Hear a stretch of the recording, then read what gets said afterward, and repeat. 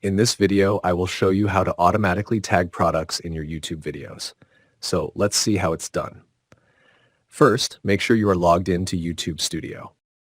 Once you're inside the YouTube Studio dashboard, look at the menu on the left side of the screen. From there, click on the Settings option. A pop-up window will now appear. In this window, click on the Channel tab. Next, on the right side, click on Advanced Settings. Now, scroll down slowly to the bottom of the page until you find the Automatic Product Tagging section. Here, you will see an option called Tag Products Automatically. Simply click the checkbox to enable this setting. Once that's done, click Save to apply the changes. And that's it.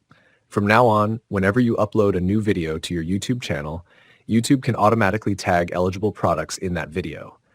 That's it for this video. Like, comment, share the video, and subscribe for more video updates.